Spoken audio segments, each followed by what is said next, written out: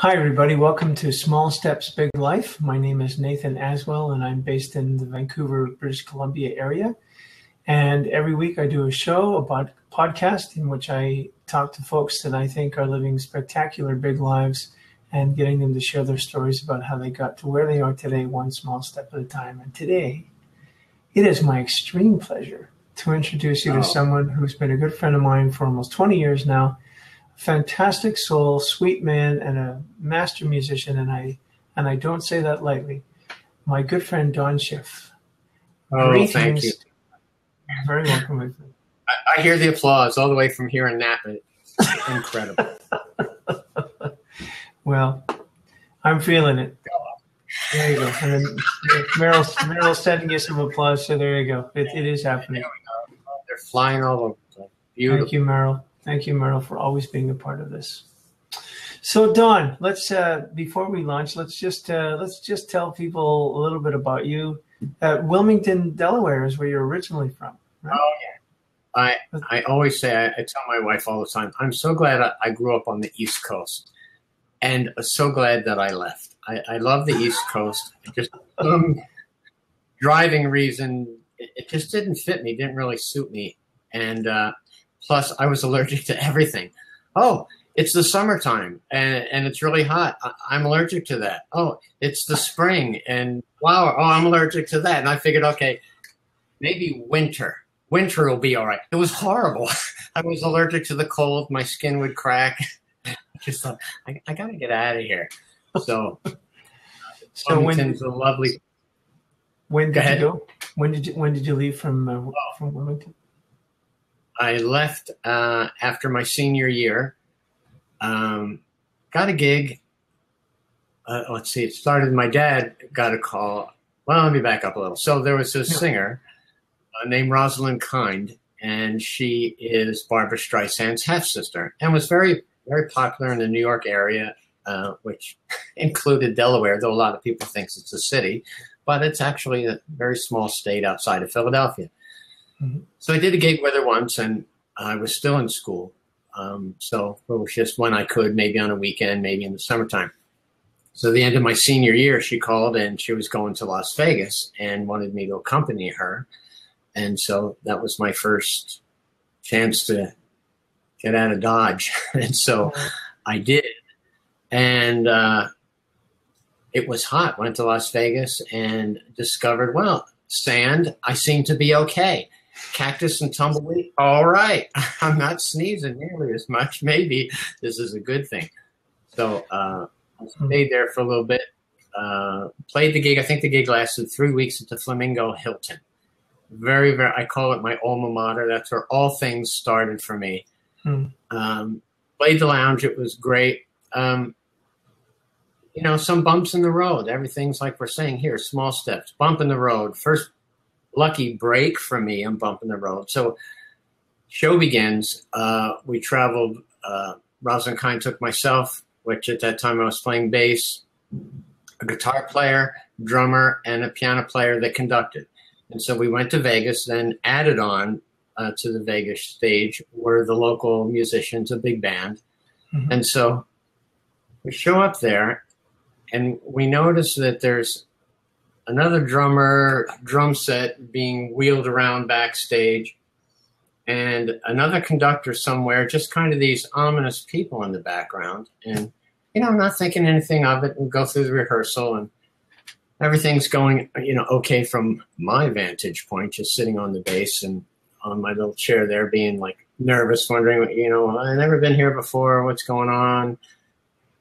After the first break, somebody from the Las Vegas side of it went to the manager for Rosalind and said, we can't work with your piano player.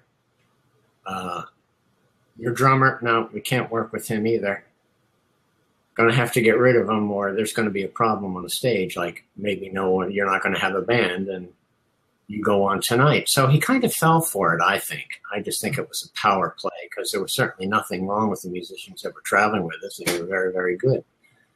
However, it came down to it that they got sent home, and me and the guitar player stayed, and made it even a little more nerve-wracking of, well, what's going on with this 18, 19-year-old kid. And my friend just went home, and now I'm here by myself.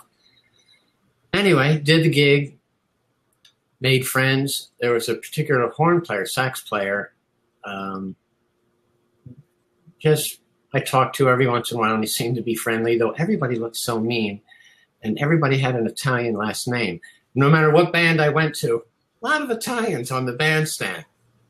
So I did my 3 weeks there, and then told our manager, I said, hey, isn't life great? I left high school. I'm now performed in Vegas on the stage.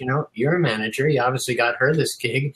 Her gig just ended. I don't want to go back east because I haven't sneezed in 3 weeks. It's a blessing.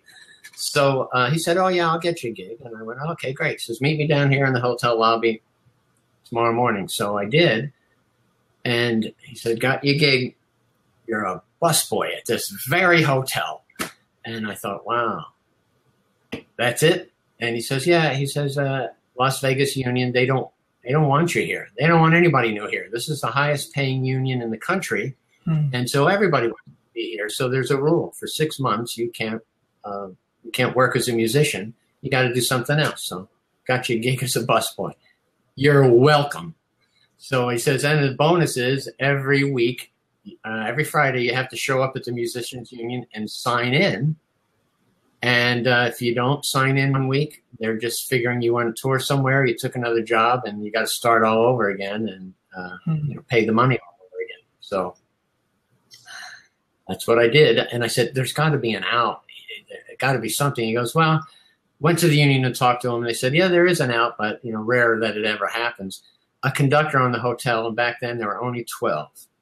And there were only 12 showrooms. So and being a bass player, there were only 12 gigs and a lot of musicians. So this was probably not going to happen. They said a conductor from the major hotel has to say, we need that guy. So I figured, okay, I'm going to be bussing tables a long time. And it was off. I was really a shy kid. And even going out, this is so crazy as I look back on it, but even going on to the restaurant floor was hard for me. People are looking at me, what am I doing? I'm picking up dishes, and now I got to take it in the back there. And those people were silly and mean at the same time. I remember going back there one time, and it was so crowded, big, large people, larger than life that I've ever seen. I go, do you have to be large to work in the back kitchen? I don't get it. But they were really, really large human beings. And they were saying, it's getting too crowded. Don't bring any more dishes back here. I go, but I have to. And there was a guy named Pee-wee that worked in the kitchen.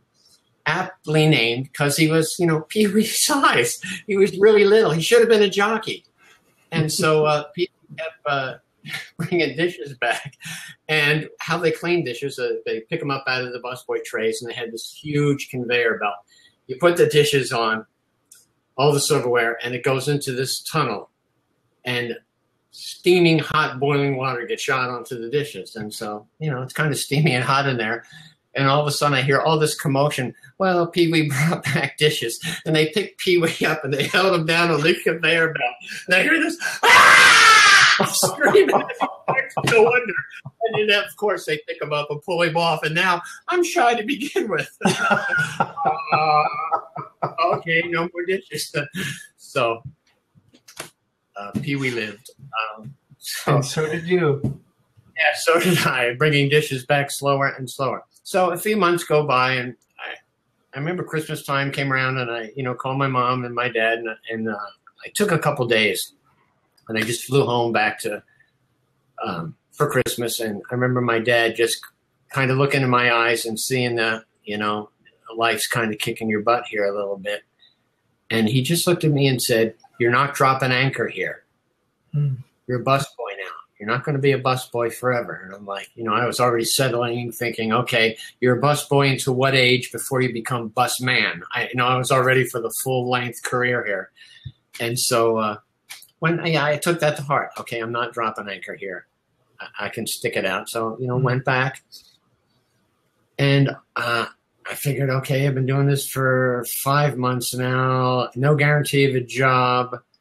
I know, and I got to be signing in for 1 more month. And then this wonderful miracle happened. And that one guy that liked me, a sax player on the band, unbeknownst to me, at the Flamingo, they were having a problem, with bass players. And they were like, the conductor finally said, go get your busboy, bring him back here. We're not satisfied with the bass player. So go get your busboy. And so the horn player ran down to the back of the kitchens and got me out of the back room and said, I got you an audition. Don't go home and get dressed. Wear your busboy uniform. All the spilled gooey eggs you got all over you and all the drinks that you spilled on yourself, just go backstage after the second show. They're waiting for you.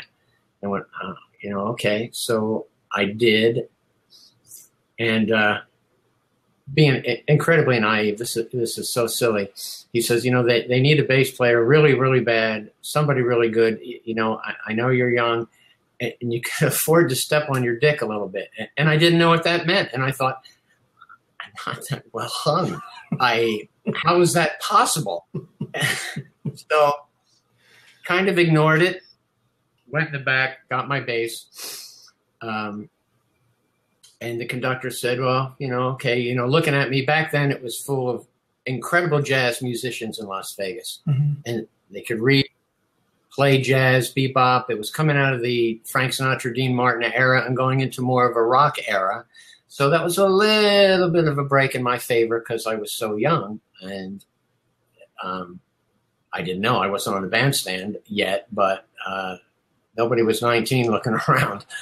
So he says, okay, you play upright bass? And I go, yeah, I do. He says, well, you might be needed to be called upon to do that, but I'm just going to audition on your electric here. And he says, can you read? And I said, yeah, I can read anything. And he goes, okay. So he says, okay, here's the show music. Pull up this tune. Says, and I'll play it on the piano, and a lot of notes on it. And so whipped right through it, didn't have a problem with it. And he said, do you know standards? And that was a big, big, big thing to them coming out of the jazz realm of, did you know standards? And could you play them in any key requested? Hmm. And the truth was, no, I can't play them in any key requested. And even bigger question, I don't even know them.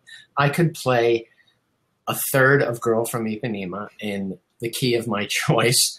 And then I wouldn't remember the rest. I remember my dad trying to show me, going, this was important stuff. You're going to have to know this. And it's like, it never sticks in my head. It's not me. And so that wasn't the right answer, though. So I did, by default, say, yes, I know any tune not trying to be cocky. In the back of my head, I was being auditioned, and I could see his hands on the keyboard. So in my mind, I'm thinking, yeah, I'll just follow your left hand around. Whatever you want to do, I'll be there. But it came out, yeah, I can play any tune you can. Taking it back, like, oh, really? Well, let's see here, young man. So he's all over the place. And I'm watching, and I figure, okay, yeah, I get it.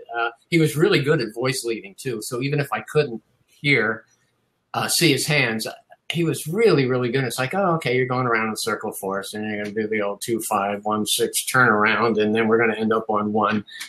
Maybe, but I'll make sure. I'll watch that pinky to see where it's going to land, make sure I'm with you. And so, he was impressed, going, wow, okay. Then the classic line that we've all heard in every black and white movie at the end, don't call us, we'll call you. Mm. And I thought, oh, that's kind of like, okay, I didn't get it. A polite way of saying, really good, thanks for dressing up. And I could see there was French toast, and that person had eggs, and go home. Mm. So a week later, phone rings, and he goes, all right, you got the gig. So come on in. Your first gig is, I think it was with Connie Stevens. And I thought, oh my gosh, now I really have a reason to be afraid. I was nervous being a busboy. Now I had a whole new level of what's this going to be like? And I figured it's in a week. There's nothing more I could practice. There's nothing more I could do. I went in there as myself, presented as best I could. So I guess that was good enough to get me this far. So, okay, I'm good. So another silly thing, unbeknownst to me, is I love the Rickenbacker bass. I loved it. I got it when I was 18. I went to Philadelphia, the big city to me. I was very nervous going to Philadelphia to go buy this bass, figuring I could get mugged. I've got $400 in my pocket for this bass. I'll wear 2 pairs of pants. They'll never guess I've got the money in the second pair. Oh, I did.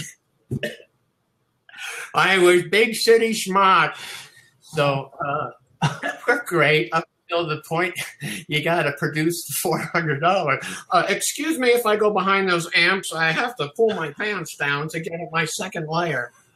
So it was silly, but I had the $400. It wasn't mugged. Yes, I know why I got on this path. So I had a Rickenbacker bass. Everybody else in the working bass man world had a precision bass. Yep. So showrooms weren't as elaborate EQ-wise for the room back then. And Rickenbacker basses aren't known for their gigantic thick core bottom end like a P bass is. So when I went in there and had a little bit less of a low end, it rang truer in the room. It's like, wow, really, really good bass tone. What's this kid onto? Just lucky. Happened to have the Rickenbacker bass instead of a P bass. And I remember climbing up the bench, and I also had a really big amp, and everyone else had these little B15 small amps. So the conductor was like, "Well, okay, wow, that's really impressive." And so it worked. I did really good on the show. Held my own. I kept thinking, okay, each show is going to be my last if I don't do good, and they're going to write something I can't read, and then that's the end of it. And it wasn't. It just went from show to show. Then went through all the shows. Everything was going smooth. A show came in where I had to play upright bass, which was kind of silly because not really too good at that, and even less good when they said, "Oh, well, you're back in the orchestra because this act, I think it was Peggy Lee," which I was kind of nervous about because she was a legend, and I thought, oh, now they're going to find out all the things I can't do. So they said, well, now she brought her own electric bass player. You're in the orchestra. And I went, wow, I'm really not good at that. But okay, I'm used to being afraid.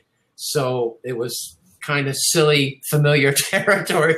I'm really afraid. Well, I'm really used to this, and this is what it feels like. And I sweat a lot and feel sick. And if I'm really afraid, I have to go to the bathroom. But, brought my upright bass, had my bow, was back in the orchestra. And I was just sawing away from my life, figuring, okay, I got to make the notes. And I didn't care whether my bow went that way or up and down, as long as the note was coming out. But really, that's not a very nice orchestral thing to do when all the violins and violas and everybody's got this really nice rhythm going, and I'm there going complete opposite direction, let alone I'd always forget my rosin. So I'd always go to the violin player. Oh, because they were close to me. Do you mind if I borrow your rosin? And they had this beautiful little trenches in their little rosin cake. And then I'd get my upright bass and put this huge trench in there.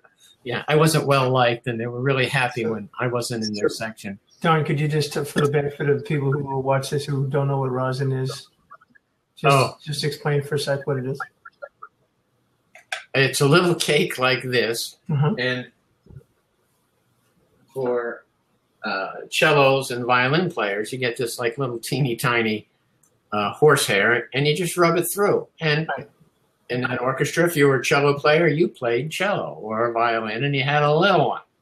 So this isn't even a big one, but a lot thicker and almost the width of my cake of rosin. So they had their little trench.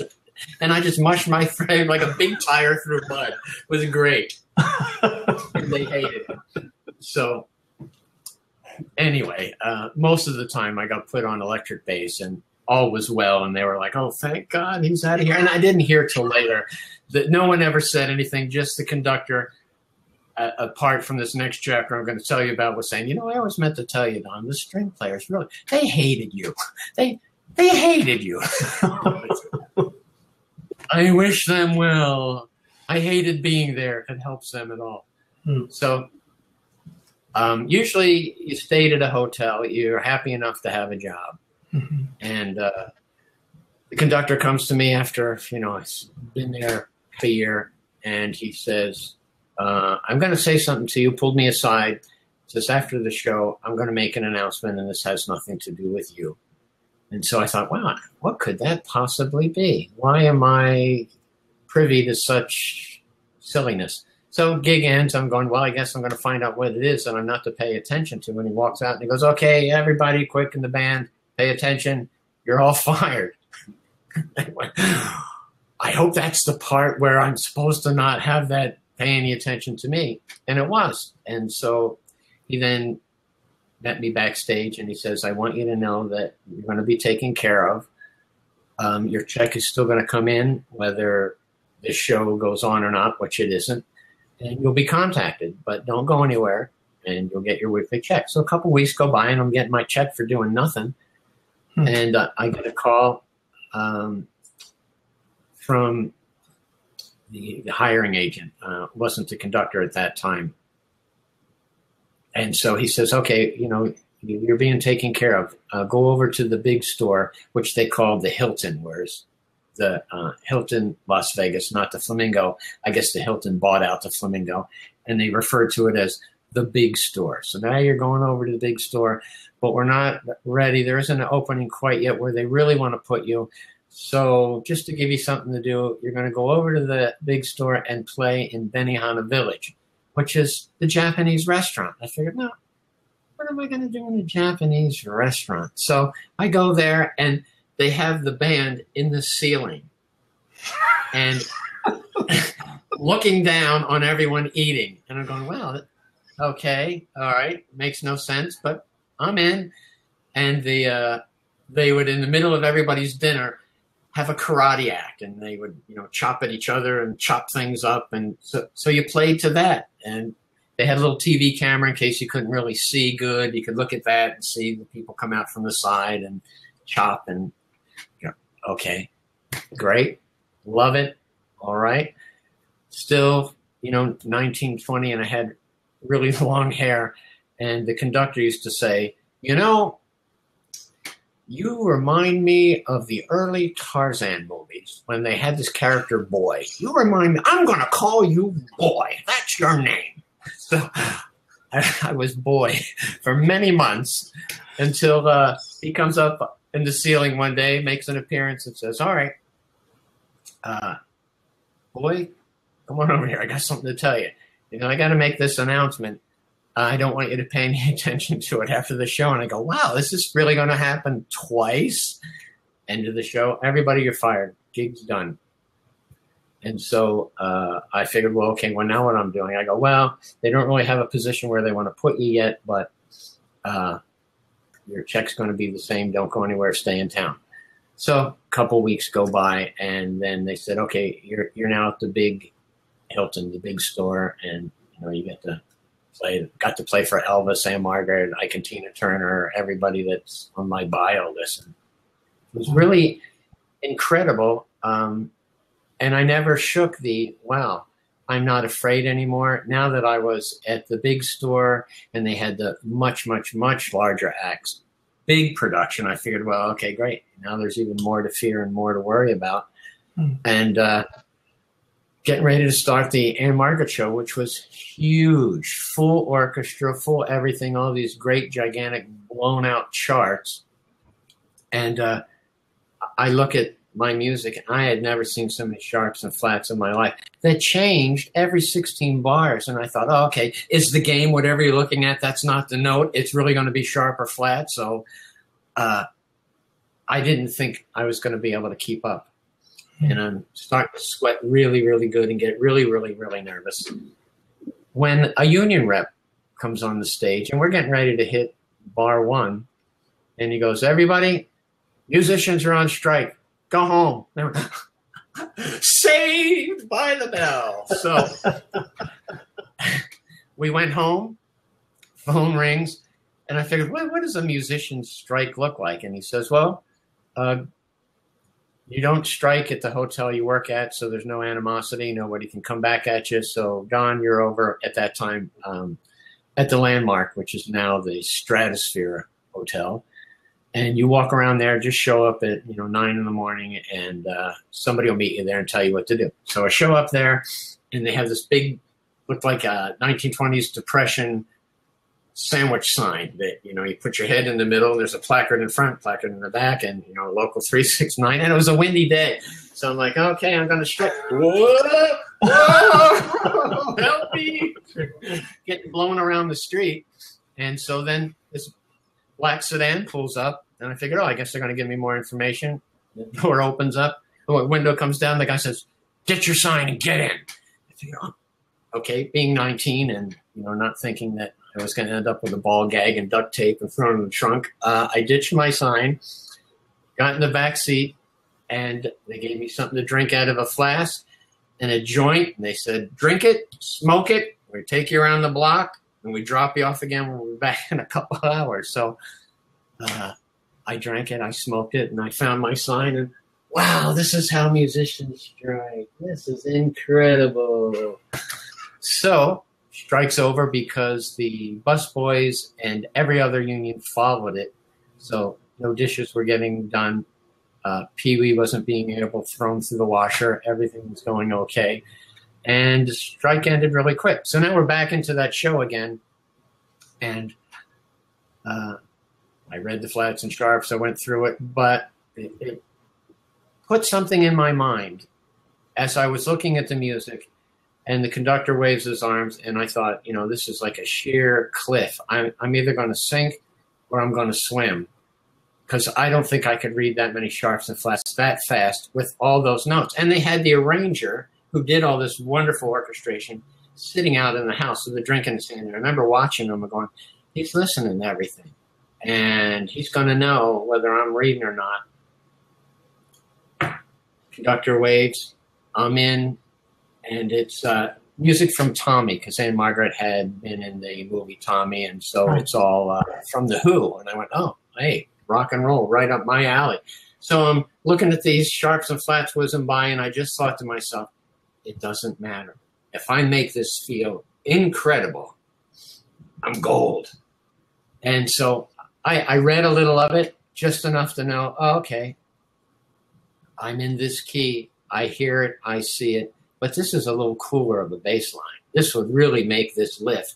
And instead of sticking with what I could see and read, I just went, this is better. I'm in it. This is why I got into music. I have something to say. I read your chart. You can always tell me to read it later, but it just hit me all like that. Just play. Make it feel fantastic. So I did it. When we got to the end of this long page after page after page of me just going, once I decided to be creative, there was no going back. So it's like, flip the page. Yeah, not playing that. Yeah, no. No. And no. Big ending and no. So all the chart became were just measures of when I'm going to stop playing, because the real ticket to getting fired is to play in the hole when the band should be stopped, and you keep playing bad. So I was looking for that. Okay, where's the stop? And then, end of the chart. I'm done. I ended with everybody started, did what I wanted in the middle. So now I see the arranger with his drink in his hand walking up to the stage in my direction, and I thought, this can't be good. And Anne Margaret comes up on the stage and says, that felt phenomenal. I have never heard it sound that great. This is one of the greatest arrangements I've ever heard. What a groove. And he came up and went, okay. Well, when you know how to write charts, it's all real. So he was very, very happy, never came at me, never said another word. And so I was hooked onto that theory of, I got into music to say something. Mm-hmm. And I did that with every show. And in Vegas, you got one night off, and they would bring in a whole new orchestra so that I could have a day off. And so the new guy would come in, an excellent bass player, but did what everybody else did, read the chart. So then Anne Margaret and every act after that would then turn around and go, what happened to the groove? It's not the same anymore. Something's different. They said, well, this is a relief orchestra, and so that rhythm section isn't here anymore, in particular the bass player. So they said, well, okay, bring that guy back, which was great. Double pay for my time off and doing what I do. So I was happy there. And then as the acts would leave and go on tour and not take a bass player in particular, they usually back then carried a conductor and a drummer. And so then they went, we really missed that. Let's see if we can get that guy to go on the road with us. So then the hotel caught wind of it, and they said, okay, Don, we don't want you to leave, but these people are going to ask you to go on the road and probably offer you more than what you're making here. So here's our deal. You promise to come back. We'll keep the checks rolling. You get paid whether you're working here or not, and you collect a check from them, and we don't care about that just as long as you promise to come back. So I went, this is fantastic. I'll do it. So did that for many years. So how long would they let you go? Didn't matter. Usually tours were 2-3 weeks. Okay. So not long. Then I'd come back, and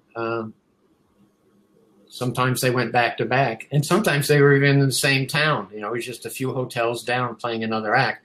But a lot of times they were just going out of the country. So I latched onto that and just figured this is why I got into music. Being able to read was a matter of knowing my way around the chart should someone ever say, hey, I wrote that for a reason. It's with the trombones, which a lot of times I would double parts of the trombones, and I go, wow, that's annoying. Let me turn up so I can't hear them anymore, and I could just hear me and blaze right through them. And just being a kid at the time, just going, that it's not working for me. This is great. And then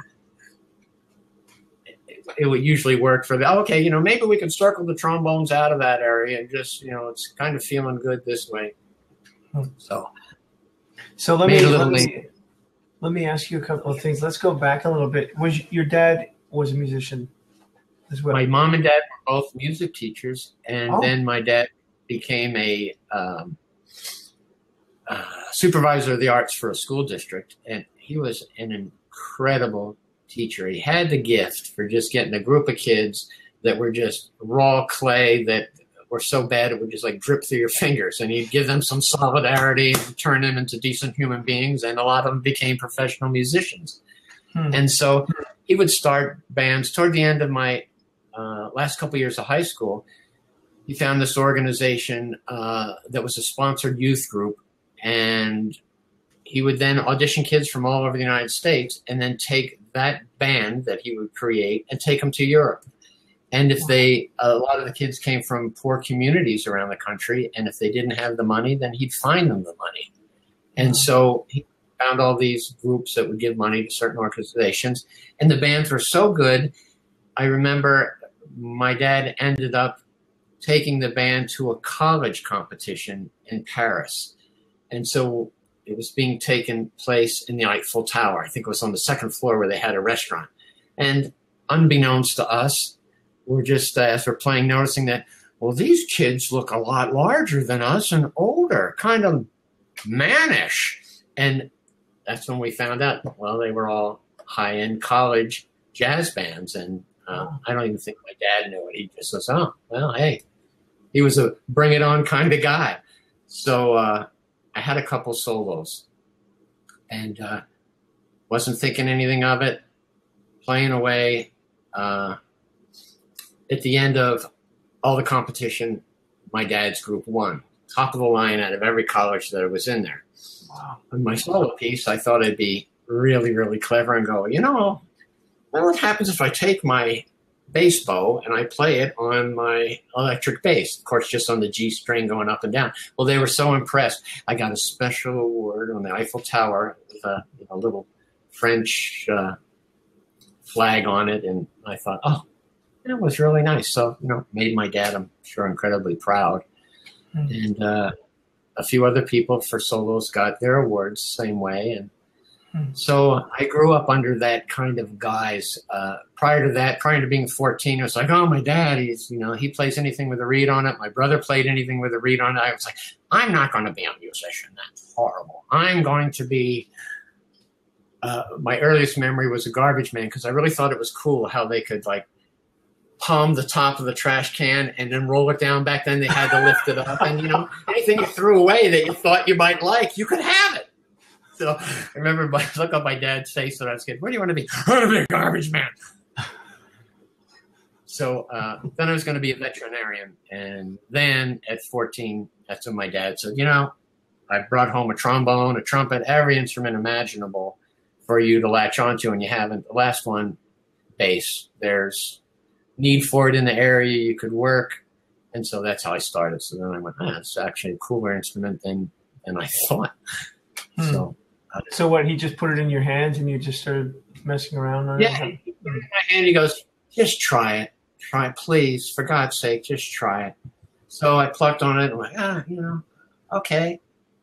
And the little catch was you could probably work immediately, right, because they just need bass players around here. And so the gift of, speaking of small steps, I didn't know how to read really well. I took a little piano and learned treble clef, and now it's like, oh, bass clef. Now everything, again, isn't what it should be. The notes are all different.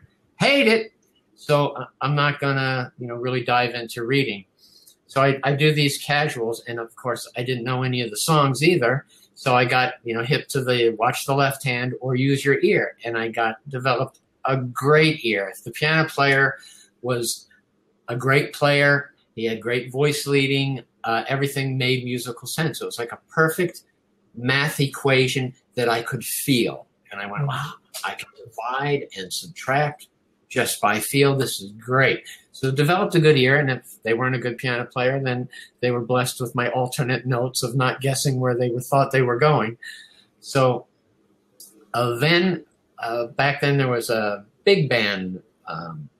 Big bands were very popular. And Warren Covington owned the name to the Tommy Dorsey Band. So it would go out as a Tommy Dorsey Band. And it just had a lot of old guys on it that were just coming off that era. And all big band charts. And my dad would get me on the gig. And I was going, but I have to know how to read. And he goes, well, a lot of it is walking bass, and there's 4 notes to a bar. So, look ahead, figure out the ones you don't know. So by the time you get there, you'll know what it is. And he says, and a lot of them only have 2 notes per bar. And some of them aren't even that fast. So being used to being afraid, I said, sure, I'll do it. And that's how I learned to read. And I remember telling myself, the space above the last line is B, and the first line above that is C. Know that. Just know it in your soul, because when I get scared, I just start to forget things and doubt myself. Is that really what that note is? Is that what? Am I playing a bass, or is this a kazoo? Who am I? Just really afraid. And I figured, if I have that reference, that I know that in my soul, that is my rock. And then I would compare all notes to that as I was going through. And so I learned to read and developed a really good ear. Then I figured when I got to Vegas and I would get a hard chart, I was always afraid that somebody was going to write something that I couldn't read, and that would be the end of it. And then they would actually ask me to read it instead of like, I could figure something better than that because I can't read it. So I learned that as I was reading, I used to read bar by bar. Mm-hmm. And then I thought, just like when I wasn't sure what the note was down the line, I'd kind of look ahead. I would look at the group of rhythms ahead of time and go, okay, I got the rhythm. And then by the time I got there was a really good chance that I could play it. My other trick was get to the rehearsal early, open up the darn book, and look for everything hard and memorize it. So you're a champ when you get there. And so I developed a reputation. And somebody once said, that Don Schiff can read fly shit. And I thought, well, crass, but, okay, I'll take it. I'm reading one day, and a fly lands on my music and takes a crap next to the 8th note. And I thought, going to live up to it. And I read it. And, of course, I came out wrong. I can read fly shit. And so I went, all right. Proved them right. Amazing. So, somewhere not too far from where you were speaking in the Vegas chapter, the stick appears, right? Couldn't have been too long after that. No, I got it in 75, I think, and I went to Vegas in summer of 74. Yeah. And so they used to call them kicks bands. I don't know why, but it was just you go to somebody's house with a bunch of other players that are either on the strip playing or in other bands that are guests, and they just get a conglomeration of players they think would be cool, and you go and you play. And this guy was a drummer. His name was Les DeMerle from the Harry James Band, and he was like a clone of Buddy Rich, just as salty and aggressive and an incredible player. And so everything was going along great. We're playing, and he came over and he goes, I just played with this guy that plays bass and guitar at the same time. And I went, wow, that resonated in my heart that I thought in a dream somewhere I'd play something that was unique, bass, but unique. And it resonated, and I asked her, and he said his name's Emmett Chapman. She go, check it out. So I piled my wife in the car, and we went to Stick Enterprises on Yucca Trail, and it was demonstrated, and I went, oh, that is unbelievable. Okay, you've played it enough. Give it to me. Let me show you how it's going to work. So I put it on. They went, oh, bass and fifths? Wow. And I was horrible. And so I went, okay, well, I'll buy it. So I bought it on the spot. And but I lived in Las Vegas, so Emmett wasn't right there to take lessons from all the time. So I took it home, and I needed to be good on it right away. There wasn't any time for me to learn how to play it. Just like being thrown in with the bass, all these different situations, there was no time to take a lesson. It was figure it out yourself and make it what you want it to be. So to me, the Chapman stick was a bass. And I could come up with all these other cool parts. And actually, Emmett's the one that gave me the sentence that in an article he wrote that Don plays the bass on the stick and uses his right hand to accompany those bass lines to make those solid. And I went, that's exactly what I do. Any chord that I write or any melody that I come up with is to make this feel more identifiable, to give the listener or people I'm playing with the full picture of what I'm laying down as a bassist and what I'm hearing sonically, chordally. I used to love to play minor chords, but start on the minor third because it kind of played out like a major 7 chord, and it made the bass line incredibly melodic. And so now, I had the range to go, okay, if I'm playing in a band situation without the stick and I hit the minor third, people are kind of looking over like, whoa, that's not the chord.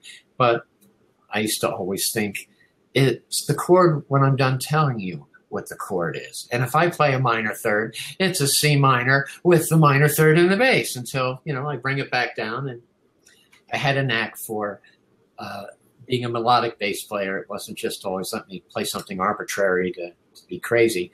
But when I got the stick, it was like, now I've got the arrangement. Okay, I can voice everything on my right hand that immediately tells somebody that isn't getting that I'm not putting the root of my left hand and being a little more melodic.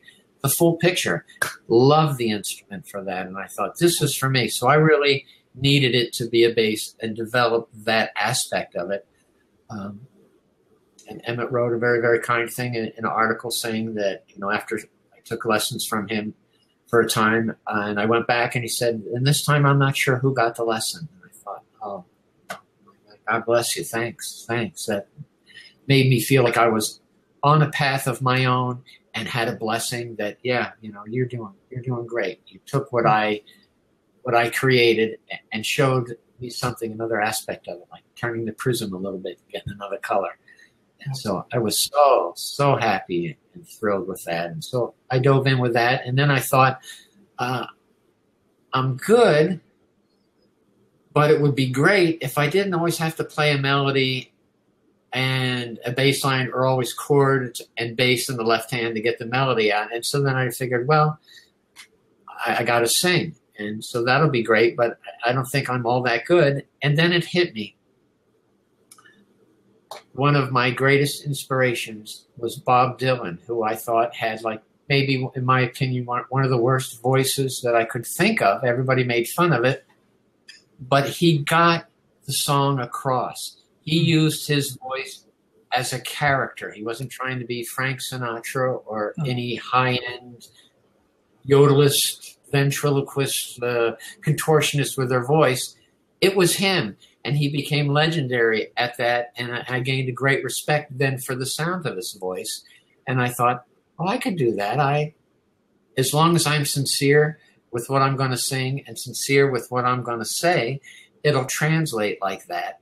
And it'll be my third hand. Now I can concentrate on getting just the right chord voicing that I want and comp rhythms to really get a cool groove going. So, in essence, let the drummer know exactly the groove that I want. Be solid that the bass line is this bass line because everything else I'm doing says so. It just made me feel so solid. It fulfilled my bass needs, even though it became, I was not really playing the bass, but no matter what instrument I'm playing, to me, it's always a bass, but in a different octave. Maybe if I'm playing the cello or the viola, it's the bass. I'm just bowing it, and it feels the same to me when it's right, when it's the right part. Now, I don't want to put you on the spot, Don. Okay, I'm nervous. I'm ready. Been here before. Is your Chapman stick handy? Oh, for people who haven't seen it. Sure. Just to give them a little taste. So I should have asked you to set that up before. While we're waiting for Don, everybody, that instrument that you see in the back in the corner is Don's NS stick. And that's another kind of Chapman stick. There are 8 kinds of Chapman sticks at this point, and we'll get Don to play that one too. So here he is with this Chapman stick.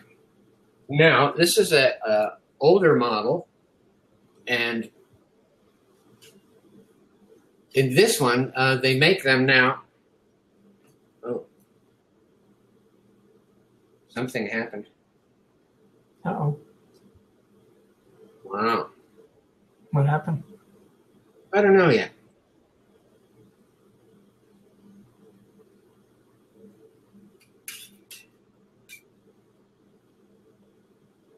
But I'm sure it'll wind up. But the, what was I going to say? Oh, hey, this will help.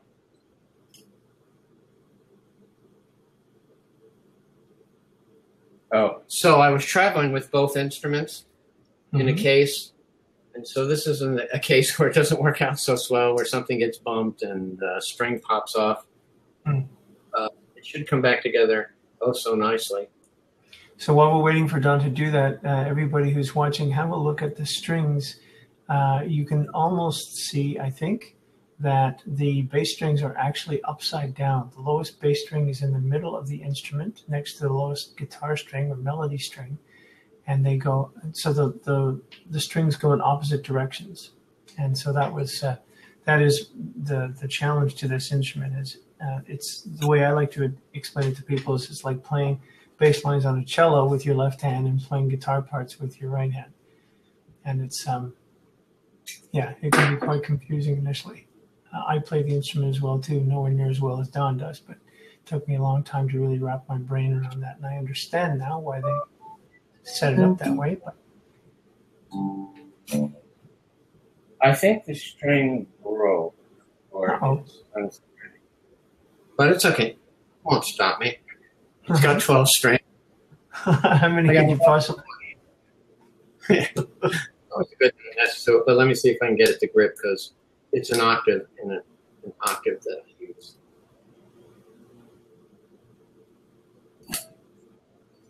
Let's see if this trick works. Handy dandy.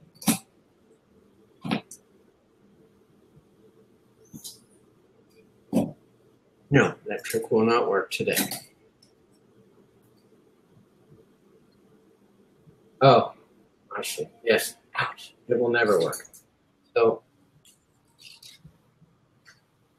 ask for them by name. There we go. Let me make sure I held some sort of pitch.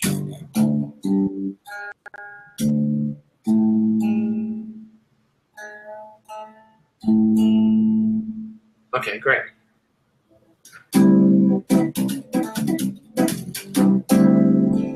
So this particular instrument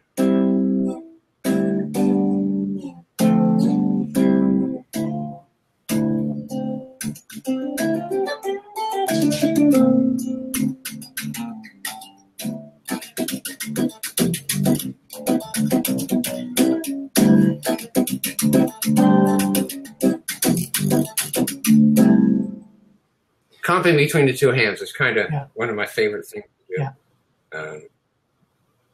And arranging. Also, I like to pluck this string down here because it. Oop. Not today, but however, sometimes you get the twang to it like a sitar, and so the tension's not right. But when let me say this, Don, and it perfectly ties in with everything that you were just saying. Something that I certainly have appreciated on many, many occasions is I don't know of any other stick player who does what you do, which is to use what is called ghost notes, which is to say you're just putting in rhythmic parts with either hand to just fill in what a drummer or a percussionist would be doing. So every time I hear you playing with two hands, like it's all there. It's wonderful. As you just illustrated. I think even with that missing string, I could give you the that little tapping of no note, but a rhythm.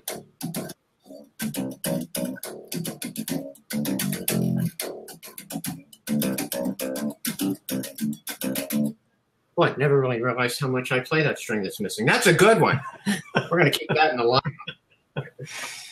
But yes, for people who don't play instruments, generally speaking, the ghost note is correct me if I'm wrong, Don, but the ghost note, like on basses, you've got two different functions. One hand that's kind of creating the sound, plucking or strumming, what have you, and the other one that's just holding the note down.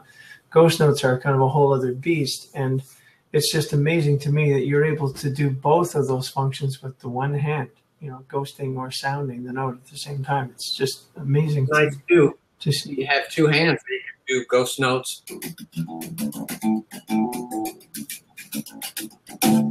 So there's so much percussion. Actually, just thought of this. It's kind of like a tabla in essence that you have fingers to make tapping sounds. And with the tapping sounds, when you kind of get into it, you then can also choose a high tap or a lower tap, so you can actually divide it up in your head whether you want more of a kick drum feel or a high snap feel.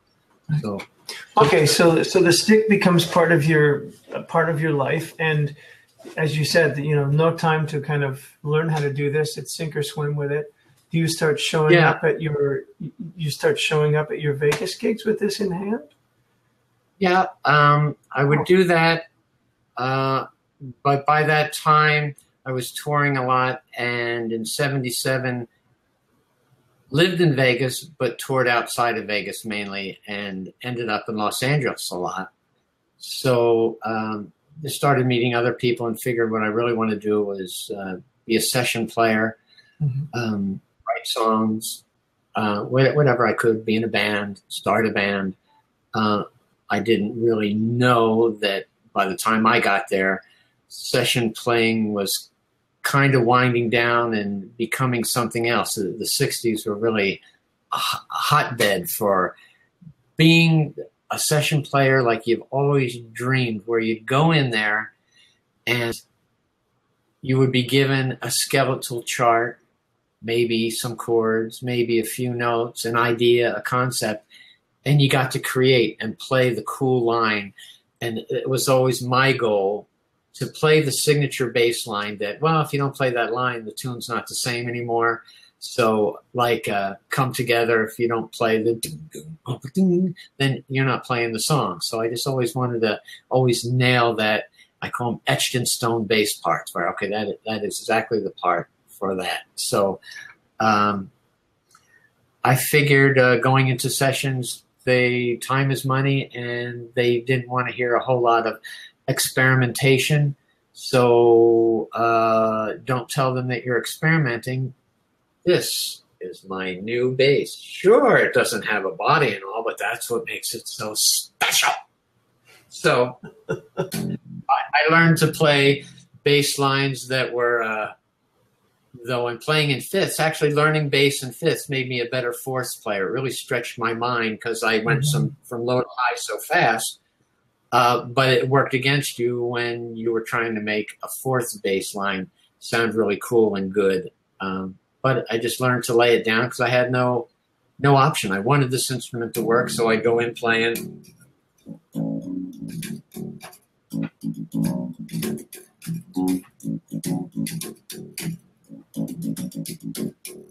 Had a little bit of a pep to it. Kind of went, okay, kind of fourths-ish.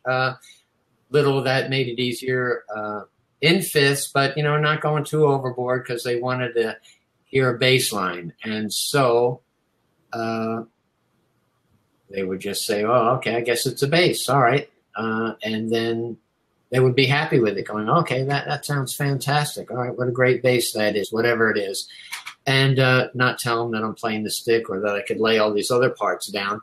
I would do that once I nailed it. Once I made them feel comfortable that it was a bass, they would go, oh, that's great. That's really, really a great bass you got there. And I go, okay, well, great. It's actually, once they were happy with it, once they were happy with the sound, happy with the recording, then I would say, oh, well, it's actually called the Chapman stick, and here's what I can do with it. I can play, all these other parts.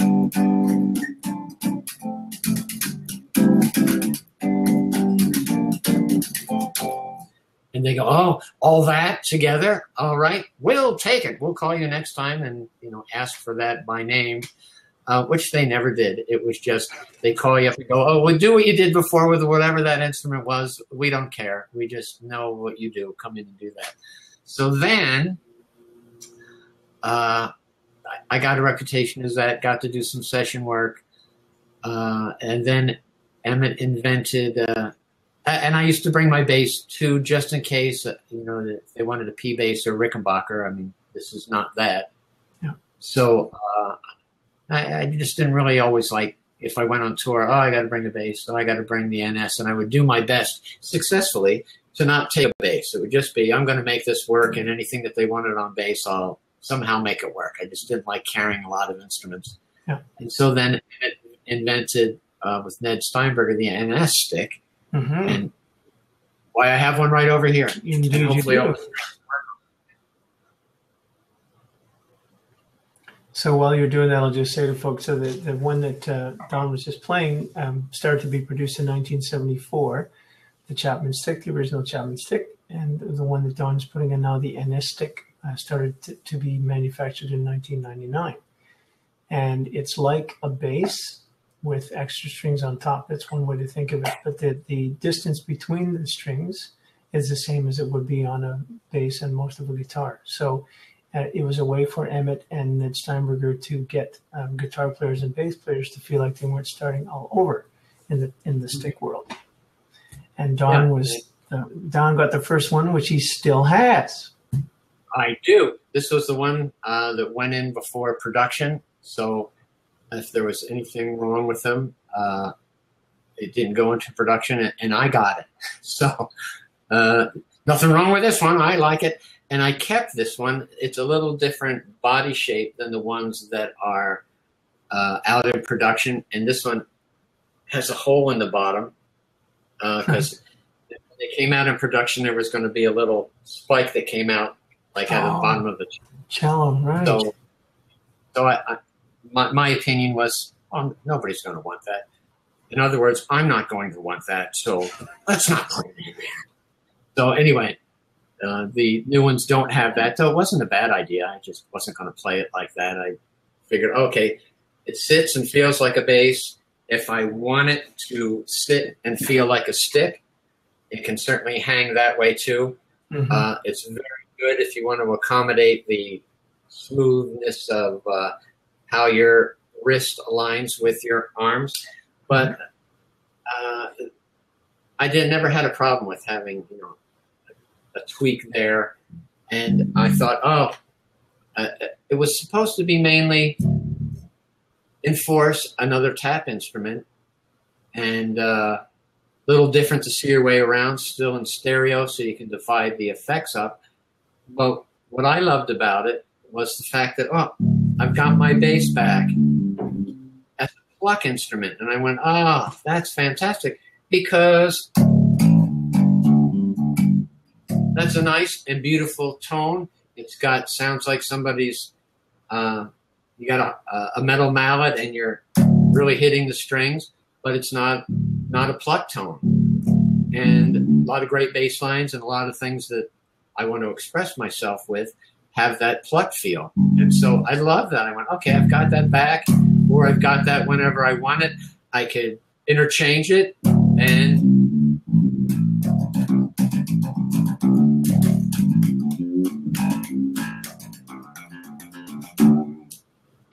it's at the same volume. I could fit it in the same song.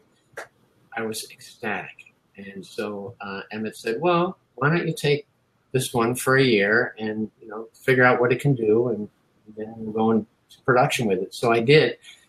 And I took it into a session for Lana Lane. She would be the first that I ever knew of with a recorded NS stick on it. And I walked into it and plugged it in, played a few notes, and the engineer flipped and said, that's the best bass tone I ever heard. And he goes, check this out. And he turns it down to the little teeny tiny speakers in the room. And he goes, and the song had already been recorded, and he goes, listen to it. He goes, it sounds huge on little speakers. And he turns it on the big speakers, because it sounds, of course, magnificently big on big speakers. And he goes, but watch this. Then he puts it on the regular room speakers, and he undermixes it into the track to where you go, the bass is too low. And he goes, you still feel the power and the punch. That's how much purity there is into the tone of it. And he says, that's a top line bass tone. And he goes, I don't care whether they offer you 10 other ones that they want you to play. Whenever you come into this studio, you bring this one. So that's why I've never let go of it, because I did a lot of session work out of there. And I go, it's got to be this one. And there was another one, a sister one to it, that was brown, and I was kind of partial to the brown one. But no, it had to be this one. So. Nice. Like it. And then over the years, just more and more techniques came out of this of, I wanted to be able to, what you can do is tap and play like that.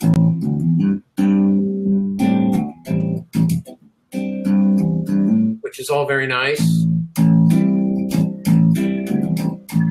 I'll keep it simple for demonstration, but I wanted to be able to pluck and play that chord and strum that chord. And I thought, I'm always kind of, if I'm going to play more than a bass line, locked into a tap sound. And I went, well, wait a minute. What if I put this under this hand, which is exactly there. So now,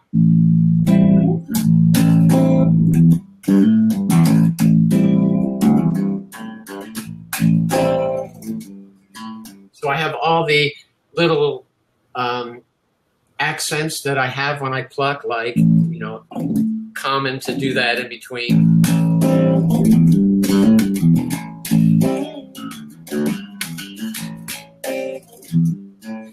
All those little inflections are back as plucking, and I thought, but now I can't. How can I could do it with my thumb, get a bass line and the chord at the same time, but when I'm playing bass, this is my aggressive approach. It's these two fingers, or a thumb.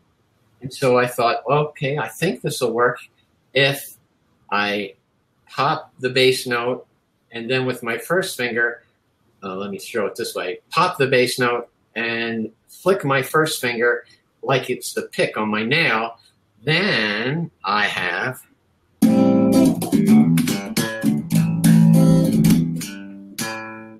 that ability to hit the chord and hit the bass note.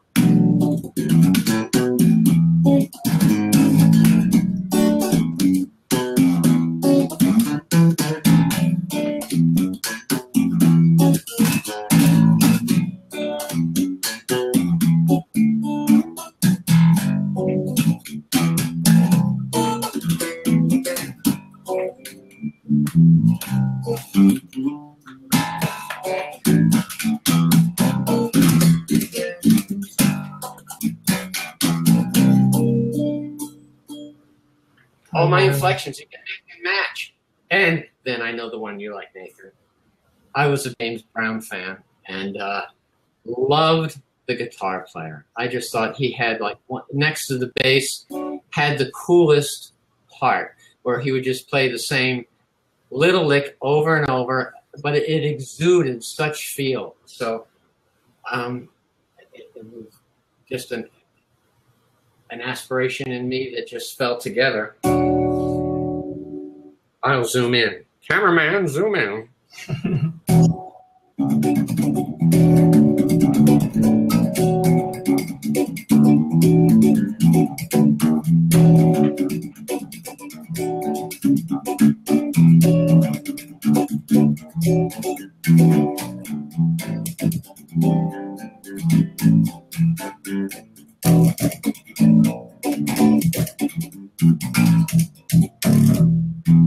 Cha-cha-cha. Yeah. So, yes. Became my own funkadelic. So the reason why I purposely referred to you as the master musician when I was describing in my description for you of the show is that what we've already seen, would have been enough for some people, but not for you. You've now added violin and cello. Oh, and yes. Because as you have said, the way recording is done now is very different, and you're now able to do recordings remotely. And you thought, well, gee, I can already do this and the other thing. I can add a few more colors and make myself even more attractive to absolutely too. And another aspect was that I may write a song on the NS, but I don't have to record using it. It's just a way to express something, and then go, well, I want violins and I want violas on it in there too. You could just, it doesn't have to be the instrument that you're going to do the recording with. It could be just the instrument that you're going to write with. And so when I kind of latched onto that, figuring, okay, session work now is, I moved to Napa. I was a little nervous at first because I just always thought I had to live in LA. And then my wife reminded me, well, what percentage of your sessions are online? And I would say 90% of them. And so I told everybody as I left Los Angeles, I'm only 6 hours up the street. I need to come back. I can come back, which I have done. So if I have to drive, I drive. I can also fly. It's not that bad. And but most of everything that I do is over the internet. And when I added viola and cello to my repertoire because I really like live strings. And they make great programs that you can have strings that sound live or real a lot of the times. But when you add in some real live strings, and especially I'm not that good. So when I add my not so good in with the real perfection, it's like, hey, that's a real orchestra. So it added authenticity to it. My badness and their goodness. It was good. It's a good blend. So I developed a sound out of that. Hopefully it will, be a good sound for me over time. That we want that sound that you get by the way that you play and the way that you put it together. Being able to just record in your home is just incredible. Nice. Yeah. Let me just ask you a few questions. We're already over time, but hey, I could spend all day talking to you. But let me just, because I want to make sure we include answers to these things. Asking for help, people who have helped you on the way. You talked about your dad. You talked about that guy who was kind enough to just really support you in your early Vegas days. Are there other people that you would say were important in your development who really kind of were there for you at kind of crucial points? Definitely, of course. You marry somebody that's like right there with you through thick and thin. My wife has always been a big supporter of, we're just going to make this work. Being a musician, you don't work sometimes for long periods of time, and you can get pretty depressed. And you do what you got to do to make money. And if you have another day job for a while, you go, okay, now you got an identity crisis on your plate that you're going to work on for a while. And certainly been through that, but having someone to support you, just wholeheartedly saying, you're a musician, you're an artist, and you do what you got to do, and it'll come around again, and it does. So she was a huge influence. A guy in Vegas, just all happenstance. His son died in a car accident when his son was 19, and he just happened to, I like this kid, and I see he's 19. I'll help him as a service to my son. And that launched a career for me in Las Vegas.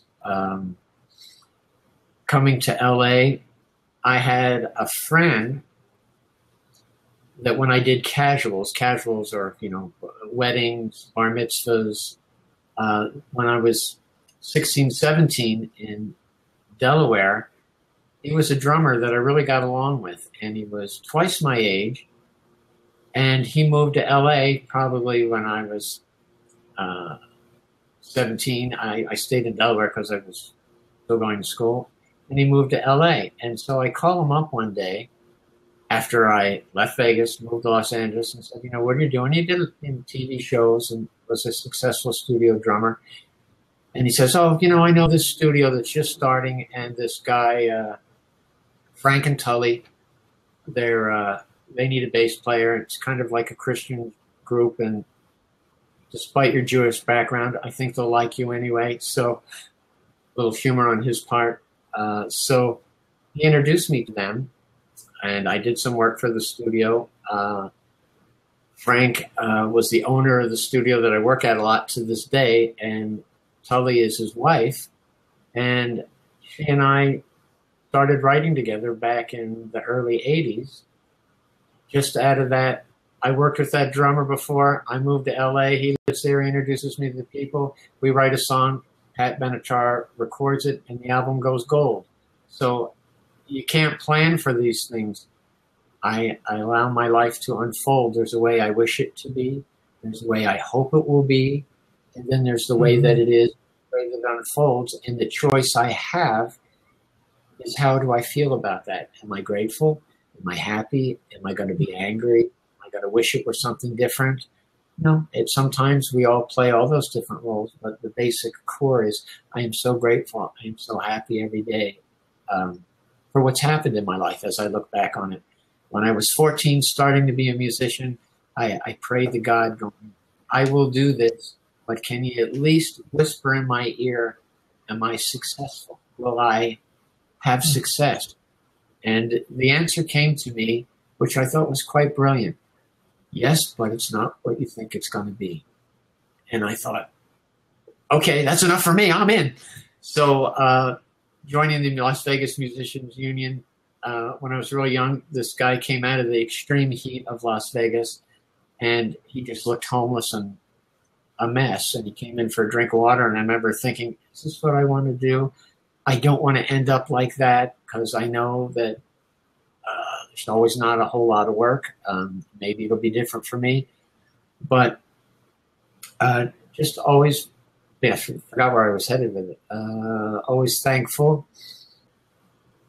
It wasn't what I thought it was going to be. And one of the examples was, by the time I got to do something that at 14 I would think was incredible, like getting to play on Eddie Money's album, getting to do 3 of his albums, in fact, I thought if I was 14 and you told me that, I would be jumping through the roof going, my God, I've achieved. But when you get there, the struggle that it took to get there and what you learn took me out of the realm of, oh my gosh, I'm so excited, I'm so happy. I earned it. I was ready for it. And it was just something that was now on my path I was capable to do. Not everybody is really nice to work with. Not everybody is pleasant. A lot of people are. Pat Benatar was incredible. Never met her. Her producer was in that studio of Frank's and heard the tune that we had written and just thought, oh, my gosh, Patty will love this. And she did, and didn't come down with the attitude of, well, you're on my album, so let's see. About 50% of that song that I had nothing to do with writing is mine. She was happy to do it, wanted to do it. And so there's never a problem with that. Other movies that I've done and had music in, that was always like, they say they're going to use your music, and the next day you get the call of, well, I've never heard of you, so we'll take 100% of the publishing, and she's very happy with that. And and then the fight is on. So, yeah, you meet good people, you meet bad people, but just be thankful that I had those opportunities, for opportunities that I went through and were successful, opportunities that I would call not failures, but rehearsals for the next success. Okay, that didn't work out, but I learned. I felt good. I got through it. I've had sessions that just burnt up and went up in smoke for me, where I walk out the door and it felt like, wow, that knife went directly into my back, and now they're twisting it as I go out the door. Horrible, but I learned from it of, okay, certain kind of people are like that. You can't please everybody, as well as being thankful for the sessions where they're so grateful and thank you, and you deliver to them something beyond their expectations, which is always my goal as a writer, a session player, playing music. I want them to walk away with, wow, I knew what I wanted, and now it's 10 times higher. It's incredible. Didn't expect it. So, yeah. Thankful, grateful. Beautifully said. So what's next, brother? What's coming? Well, tomorrow I start again on a session that originates from Nashville, and I did slammingly great on the first 3 songs without me being there or them being here. They said, you be you. You just knock it out of the park for us. And the first 3 were just as I described. We had I knew you were great, but I didn't know you were that great, which is great. I love that. So took a little break. I came up to Vancouver. Then I went to Vegas with my wife. So now tomorrow we continue those sessions, and we're going to start on the 4th tune, which wasn't so great. They weren't so knocked out. They go, loved what you did. You're great, but not what we had in mind. So we'll do the Skype session before I dive in on it again. And so that'll take me through another week or so with that. Then I have a new project that I got hired for from a poet, book writer, I guess they call them authors. And she said, I'd like music from my books. And I, like an idiot, said, well, last time I read a book, which was really a long time ago, but I said, I opened it up and I heard nothing. What are you asking me to do? Books on tape are the latest thing now. So she says, I would like that. What can you do? And so I read one of her stories and I figured, okay, I'm reading and I see the pictures in my head. I'll score it like a film. And so I did that, and I showed it to them and their illustrator, and they went, wow, it sounds just like a big movie. This is great. All right, you're hired. So I guess I'll be reading a few more books, and I have those sessions to do. The one coming up is a children's book, and so I kind of went all out on that, figuring, well, children's books are fun, gives you an opportunity to be a little more orchestral and expressive. So got the violin, viola, and the cello out, and of course the sticks, and we'll continue on that for the next That should take me throughout the year. And then other work will come in as it filters. I got a call, 2 calls before I left for sessions to just fill in, pretty much orchestrate. So that's what I like to do. It's not always play based.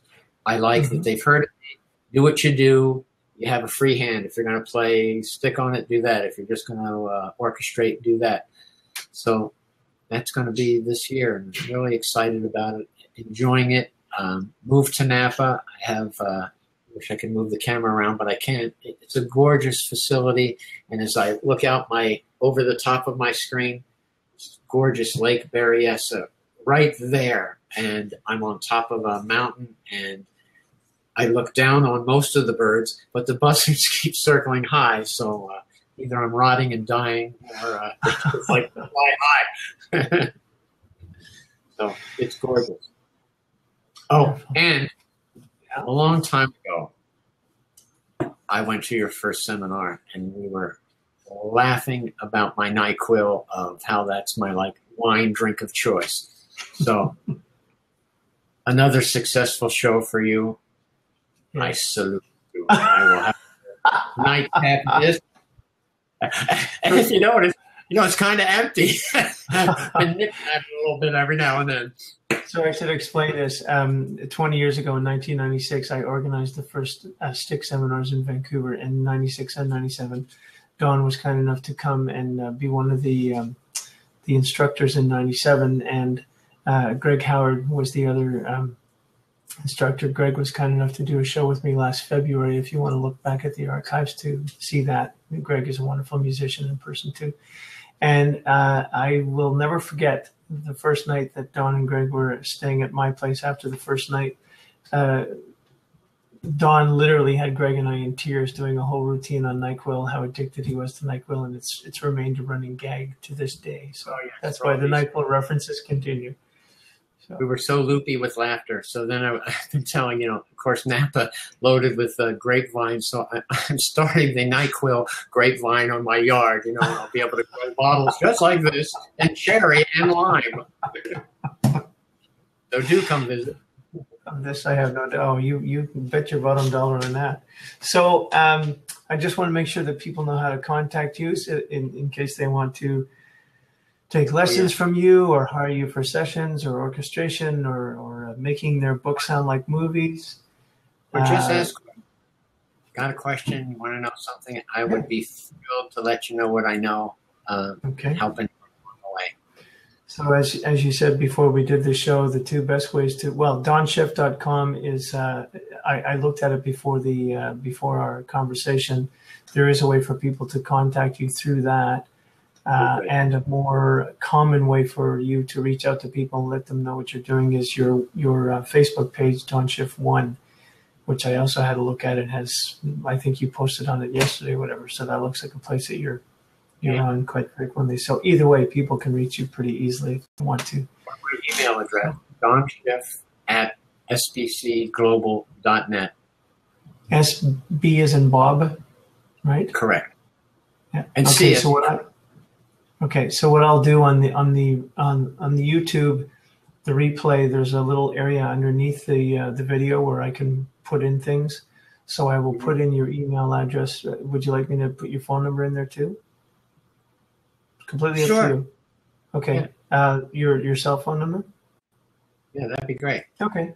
So your 2 websites, your email address, and your phone number. I'll put all that underneath the replay. So when people look at the show, they'll be able to get you. Perfect. Yeah. Okay, Don. So you stay there. I'm going to just officially say goodbye to everyone who's tuned in, and we'll just wrap up in a second. So thank you very much, folks. Now you know why I wanted to have Don on the show. He's someone who I've loved and admired for almost 20 years now, and every time I get a chance to spend time with him, it gives me great joy. He's just his heart is as big as his sound, and so I really had to share him with you. So, Don, thank you so much for being generous with your time and for being the guy that you are. And I hope that you all enjoyed watching this as much as we've enjoyed just sitting here and having a good conversation. Please tell your friends about it. And by all means, if you have other people that you think would be good guests on the show, I'm always on the lookout for people who are living their big lives one small step at a time. you can always reach me at nathanaswell@me.com. Thanks for watching today, and the replay will be up soon, tonight or tomorrow. And love and blessings to you on your journey. Oh, Bye excellent. for now.